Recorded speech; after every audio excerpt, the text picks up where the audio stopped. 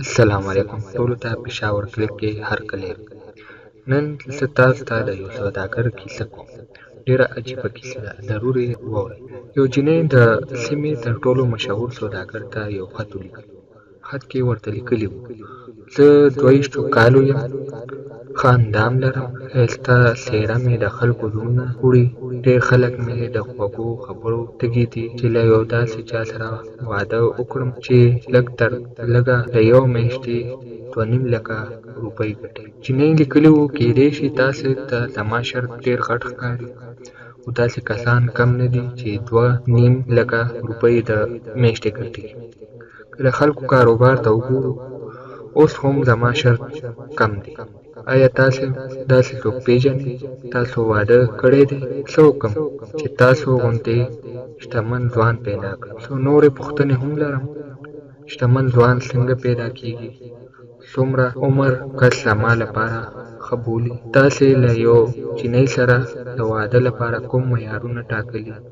سوداګر جینۍ ته په جواب کې لیکي: ښایسته جینۍ په ښه غور باندې وویل: زما جواب تاسو ته دا دی: تاسو په شانتې ډېرې جینکۍ شته دي چې غواړي له شتمن ځوان سره ژوند وکړي. زه یو له هغه کسانو یم چې د میاشتې 2.5 لکه روپۍ نه ګټي. دا ما لپاره ډېر زیات دي. خدای دې وکړي چې تاسو ته یو ځوان میلاو شي. او زه په دې جواب لیکلو باندې خپل وخت ضایع کوم.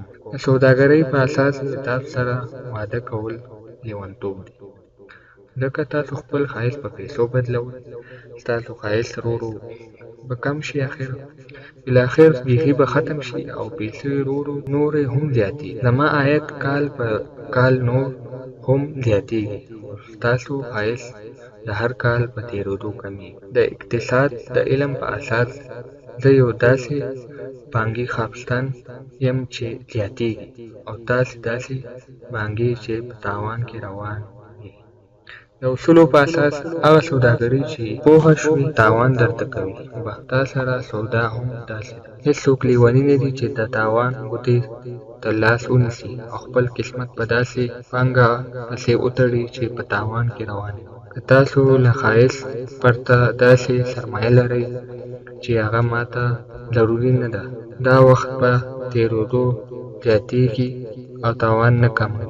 لکه انسانیت، پاک لمني، اخلاق، وفاداري، ژمنتیا، ملګرتوب او مینه.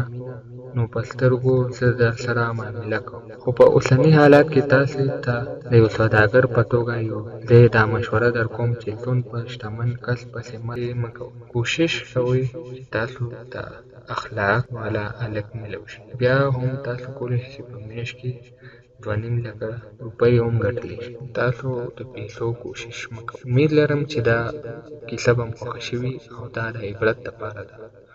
نو عبرت لپاره دا ویډیو شیر کړئ.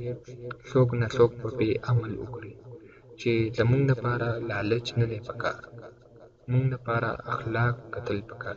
د راتلونکي ویډیو لپاره تاسو نه اجازه غواړم. د الله په امان.